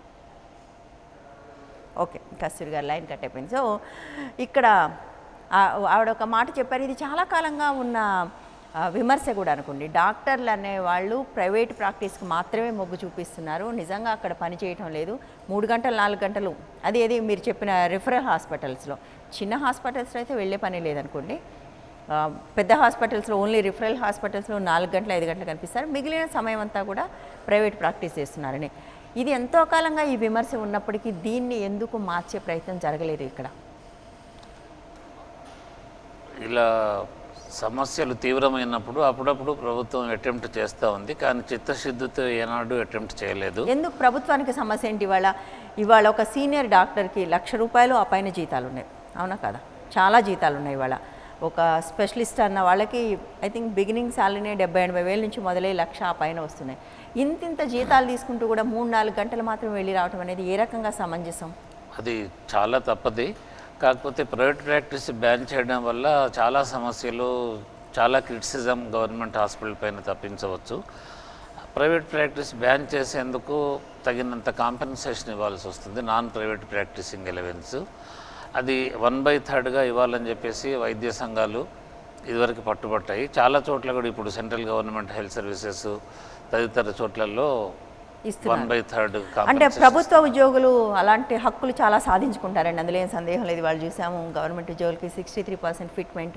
హక్కుల విషయానికి వస్తే చాలాసార్లు అపరిమితమైన జీతాలు కావాలని కోరుకుంటారు. ఎందుకు ఇవ్వాలి? ప్రైవేట్ ప్రాక్టీస్ చేయకపోతే దానికి అలవెన్స్ ఎందుకు ఇవ్వాలి? డాక్టర్లకి ఒక ఉద్యోగం ఇచ్చారు, ఇంత జీతం ఉంది, మంచి జీతం, ఒకప్పటిలాగా 15,000 20,000 కాదు, ఇంత జీతాలు ఉంటే కూడా ఎందుకు అలవెన్స్ ఇవ్వాలి? అటువంటి పరిస్థితి ఎందుకు వచ్చింది అసలు? అంటే ఇప్పుడు ఎగ్జిస్టింగ్ రూల్స్ ప్రకారము డాక్టర్లు గవర్నమెంట్ సర్వీస్లో, ఎస్పెషల్లీ మన స్టేట్ గవర్నమెంట్ సర్వీస్లో ప్రైవేట్ ప్రాక్టీస్కి అర్హులు. ఆ అర్హత తీసేయాలంటే చట్టమన్నా తీసుకురావాలి, చట్టం తీసుకురాలేని పక్షంలో కాంపెన్సేషన్ అన్నా ఇవ్వాలి. ఈ రెండిట్లో ఏదో ఒకటి జరగాలి. ఏదైనా చేసి మొత్తానికి ప్రభుత్వ ఆసుపత్రుల్లో, ఎస్పెషల్లీ టీచింగ్ హాస్పిటల్స్లో పనిచేస్తున్న వైద్యులకి, అటు రోగులకి ట్రీట్మెంట్ ప్లస్ స్టూడెంట్స్కి టీచింగ్ వాటికి ప్రాధాన్యత ఇచ్చేట్టు ప్రస్తుతం ఆ వైపుగా చర్యలు తీసుకోవాల్సిన అవసరం ఉంది. బట్ తీసుకుంటే ఆ చర్యలు గవర్నమెంట్ డాక్టర్లు మీరు పనిచేయండి అంటే అందరూ స్ట్రైక్ చేయరండి, సమ్మె చేయరా? ఇది చాలా సున్నితమైన సమస్య, క్లిష్టమైన సమస్య. అందుకని క్లిష్టమైంది, సున్నితమైందని గత 30 ఏళ్ళుగా నేను చూస్తున్న కాడి నుంచి ఆలోచిస్తూనే ఉన్నారు, కానీ ఒక సొల్యూషన్ తీసుకురాలేకపోయారు. సో దీనికి సొల్యూషన్ తీసుకొస్తేనే ప్రభుత్వ ఆసుపత్రులు బాగుపడతాయి, సరైన సేవ టీచింగ్ లభిస్తుంది. అక్కడ అంటే జూడాల సమ్మె పట్ల అంత కఠినంగా వ్యవహరించిన ప్రభుత్వం చాలా ఒక బేసిక్ డిమాండ్ ఇది పీపుల్ నుంచి. ప్రైవేట్ ఎవరైతే గవర్నమెంట్ డాక్టర్లు ఉన్నారో వాళ్ళకి బ్రహ్మాండమైన జీతాలు వస్తున్నాయో, వాళ్ళకి ఏదైతే విధులు ఉన్నాయో వాటిని నిర్వర్తించడానికి అవసరమైన ఒక నిర్ణయం తీసుకోవడానికి ఎందుకు వెనక్కి వెళ్తుంది? అసలు నాకు అర్థం కావట్లేదు. ఇన్ని పార్టీలు వచ్చాయి, ఇంతమంది ఉన్నారు, ఎందుకు ఈ విషయంలో వెనకంజి వేస్తున్నారు అందరూ కూడా? ఎక్కడ ఉంది సమస్య? ఏంటి ప్రాబ్లం ఏంటి? ప్రతిపక్షంలో ఉన్నప్పుడు జూడాలని సపోర్ట్ చేస్తున్నారు, అధికారంలోకి వచ్చిన తర్వాత విస్మరిస్తున్నారు. ఆఫ్ కోర్స్ అది సరే అనుకోండి. అంటే జూడాల విషయం కాదు నేను చెప్పేది. ఇటువంటి ప్రైవేట్ ప్రాక్టీస్ని నిషేధించాలనేది చాలా కాలంగా వచ్చిన డిమాండ్. ఇది గవర్నమెంట్ డాక్టర్లు చేయకూడదు. ఎందుకు అది ముందుకు పోవటం లేదు? ఎక్కడ సమస్య ఎక్కడ ఉంది? ఎందుకంటే 1/3 non private practising allowance government ఇవ్వలేకపోతుంది, అంత డబ్బు లేదు. ఆ బడ్జెట్ కేటాయింపులు చేసి స్ట్రిక్ట్గా ఈ ప్రైవేట్ ప్రాక్టీస్ బ్యాన్ చేస్తే డెఫినెట్గా హాస్పిటల్స్ బాగుపడతాయి. అది కాకుండా ఎంతసేపు టీచింగ్ హాస్పిటల్ అని చెప్పేసి మామూలు ఎంబీబీఎస్ డాక్టర్లు పనిచేయడానికి ఎంతోమంది ముందుకు వస్తున్నారు. సో ఒక టీచింగ్కు మాత్రమే ఎండి, ఎంఎస్, ఇతర ఉన్నత డిగ్రీలు వాళ్ళ అనుభవం ఉన్న వాళ్ళు కావాలి. మామూలుగా పేషెంట్స్కి ట్రీట్మెంట్స్ ఇవ్వడానికి ప్రతి పేషెంట్కి ఎండి, ఎంఎస్, కార్డియాలజిస్ట్, న్యూరోసర్జన్ అవసరం లేదు. కానీ ప్రభుత్వ పాలసీ ఏంటో తెలియదు కానీ ఎంబీబీఎస్ డాక్టర్స్ని ఎవరిని రావట్లేదు. ఆ స్పెషలిస్టులు ఏమో ఈ కేసు నేను చూడను, ఆ కేసు నేను చూడను, నాకు టీచింగ్ క్లాస్కి వెళ్ళాల్సింది అంటూ మరి రూల్స్ ప్రకారం వ్యవహరిస్తున్నాము అంటూ వాళ్ళు చూడట్లేదు. సో ఎంబీబీఎస్ డాక్టర్స్ అవసరము లేదు వైద్య కళాశాలల్లో, టీచింగ్ హాస్పిటల్స్లో అనేది సమంజసం కాదు. దాన్ని మరోసారి పునరాలోచించి వైద్యానికి ఎంబీబీఎస్ డాక్టర్స్ని, డిప్లొమా ఉన్న డాక్టర్స్ని తీసుకోవడం వల్ల కూడా కొంతవరకు సర్వీసెస్ ఇంప్రూవ్ చేయవచ్చు. సార్, మీరు చాలా కాలం ఉన్నారు, ఇన్ని లోపల ఉన్న వాళ్ళందరికీ తెలుసు. ఎందుకు ఇవన్నీ సరిచేసే ఒక ప్రయత్నం జరగటం లేదు? దీనికి ముఖ్య కారణం ఏంటంటే ఎన్ని రోజులు ఎవరు ఏ పదవిలో ఉంటారో తెలియదు. 2 నెలల మొదలు రిటైర్మెంట్కి ఒక 15 రోజుల ముందు 2 రోజులు కూడా ఆ సీట్లో కూర్చొని వెళ్ళిపోయిన వాళ్ళు ఉన్నారు. పదవీ కాంక్ష, చివరికి రిటైర్ అయ్యే ముందు ఆ పోస్ట్లో ఉండాలని చెప్పేసి. ఒకప్పుడు కనీసం సంవత్సరం లేదా కనీసం 2 సంవత్సరాల సర్వీస్ మిగిలిన వాళ్ళకే ఇలాంటి పోస్టులు ఇవ్వాలని గవర్నమెంట్ పాలసీ చేసింది. కానీ గవర్నమెంట్ పాలసీ చేయడము, వాళ్ళకి లాభం చేకూర్చాలన్నప్పుడు ఆ పాలసీని, ఆ రూల్ని రిలాక్స్ చేయడము, దాని ద్వారా ఇవ్వడము, ఇలాంటి లోపభూయిష్టమైన పనులు గవర్నమెంట్ చేయడం వల్లే ఇలాంటి పరిస్థితి తలెత్తుతుంది. కనీసం 2 సంవత్సరాలు ఎవరైనా ఆ కుర్చీలో ఉంటే దాని గురించి తెలుసుకుని ఏదన్నా చేయగలరు. ఎంతసేపు అదొక కిరీటం లాగా పెట్టుకుని పక్కన పెట్టుకుని వెళ్ళిపోతే అలా నేను రిటైర్ అని చెప్పుకోవడం చాలా గొప్పగా మారిపోయింది. లోపభూయిష్టమైన వ్యవస్థని సరిచేయడానికి మాత్రం ఎవరు సిద్ధంగా లేరు. ప్రజలు మాత్రం అలా ఈ నరకానికి దారులు అంటున్నారా, ఆ నరక దారుల్లో ప్రయాణిస్తూనే ఉంటారు. థ్యాంక్ యూ సో మచ్ హనుమాన్లు గారు, మీరు వచ్చినందుకు. మీరు కేవలం రావటమే కాకుండా వ్యవస్థలో ఉన్న లోపాలని స్పష్టంగా బయటకు చెప్పినందుకు. Let's hope people will start listening to it. వీటిని మార్చడానికి ప్రయత్నం చేస్తారని ఆశిద్దాం. థ్యాంక్ యూ సో మచ్ మీరు వచ్చినందుకు. ఇది ఇవాల్టి ఎజెండా. తిరిగి రేపు మరో అంశంతో మళ్ళీ కలుద్దాం. Stay tune to 99%.